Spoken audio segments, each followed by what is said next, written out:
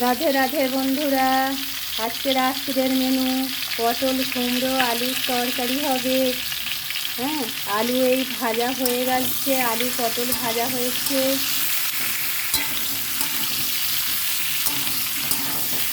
আলু পটল ভাজা হয়ে গেছে। এবারে এতে সামান্য একটু লঙ্কা গুঁড়ো দেব, আর সামান্য একটু হলুদ গুঁড়ো দেব, সামান্য।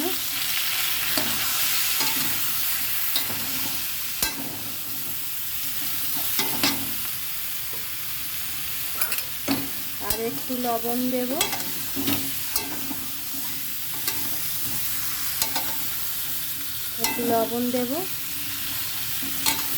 পরিমাণ মতো।